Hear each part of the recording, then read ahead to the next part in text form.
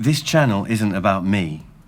If it was about me, it would be called something like Super Tom or Tom HD or Tom's the Boss or something like that. It isn't. It's called Sony 365 because I'm passionate about Sony. And if you love Sony as much as we do here, Bob, the bonsai and I, you have to go to this point in the video, well, ideally watch the whole thing, because there's something we can all do at this point that could massively, massively help Sony and help us preserve the Xperia brand that we love so much. So check that out. And anyway, let's get on with this video right now.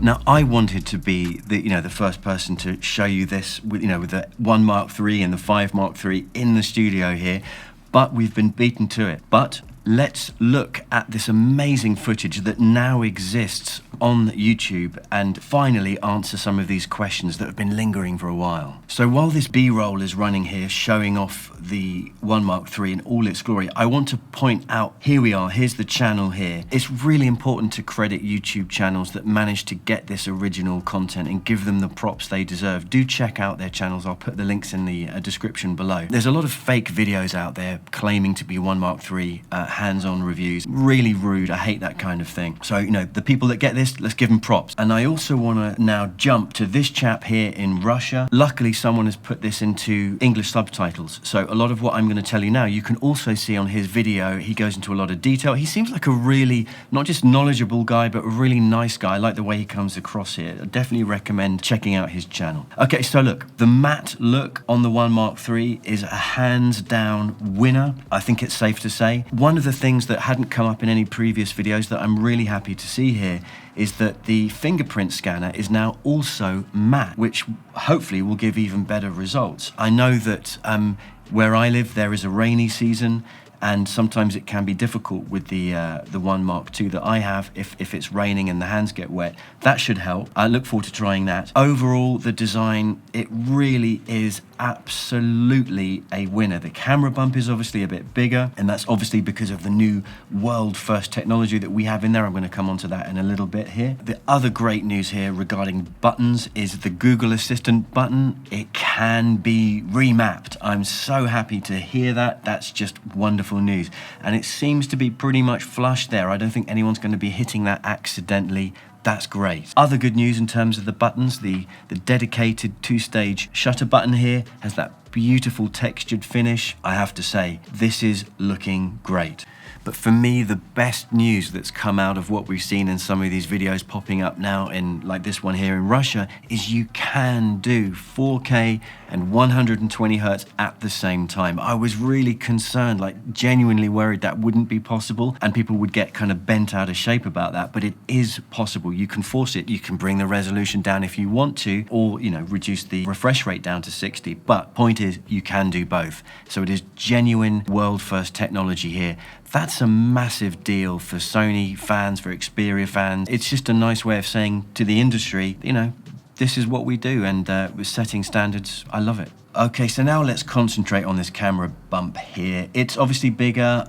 It still looks very classy and minimalist. I love the fact that they don't go overboard here when these camera bumps are designed. Beautiful Zeiss branding here, of course. Very clean looking. The world first technology, of course, here is the variable telephoto. As I've said before, and this is backed up in this video here from this event in Russia, the zoom, the level of zoom isn't going to be S21 Ultra, but you will not get the drop off in quality that goes with that sort of crazy zoom either. So it's a nice balance that's been struck here. The other main reason to get excited is this autofocus. The autofocus on the 1 Mark III here is just absolutely mind-blowing, and it's wonderful to see this alpha technology being showcased here in such a way. This actually feels almost more like a concept phone than just a regular flagship.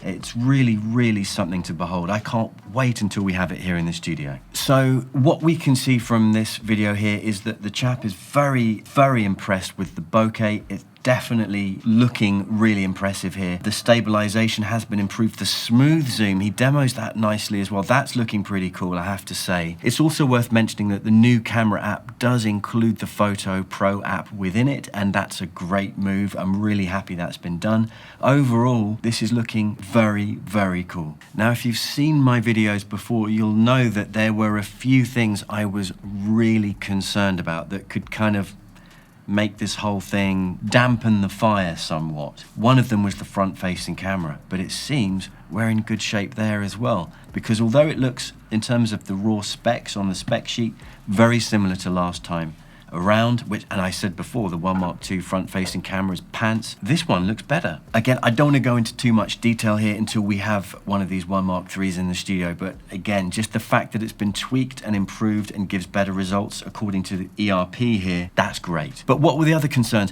So overheating, you've probably seen with the Xiaomi Mi 11, this is, with the 888, I mean, we are seeing instances where seriously powerful flagships now can overheat, and going back in time with Xperia phones, that has been a thing before. Early reports bubbling up in little pockets of the internet are showing that actually we're not having these problems here with the 1 Mark III. And the other good news is that the battery is coping much better than expected. It's obviously jumped up to 4,500 milliamp hours. It was 4,000 before with the 1 Mark II. So that's encouraging as well. The other thing, of course, we've said this before, charging 30 watts, 21 watts, I think it was before. Okay, it's not crazy fast, but as we know, Sony loves to look after the battery for you for the long term. So it would have been weird, if you think about it, for Sony to suddenly drop that philosophy. I'm pleased they haven't. So there you go. These are the best bits of B-roll, the best footage I can find of the 1 Mark III. I'm so excited. What could possibly go wrong? This is shaping up so well. Oh yeah, it's not for sale. It's not for sale. You can't buy it. There's that. So other than the little detail there, the small detail that this is impossible to buy and no one really knows when it's going to be available for pre-order, other than that small detail, we're in great shape. Come on, Sony, we've got to get this on sale and we have to do it soon. Okay, so here's what I've managed to find so far. It looks as though it'll go on sale, or maybe this is a pre-order date, I don't know, May 20th in China. I'm also hearing that July 20th in Russia, according to our friend ERP. But then I've also seen B&H Photo and American retailers are talking about August, although I suspect that's just a placeholder while they're waiting for the exact date.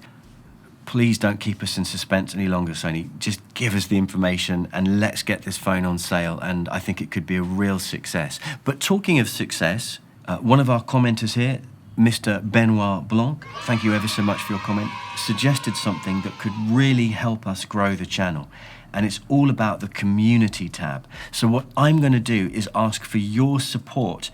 I'm cooking up a plan here. I don't know how much detail I should go into right now, but it's something called the Global Xperia Alliance. And it all starts with us on the community tab right here, starting now. I'm going to do this super regularly, and I really, really want your contribution.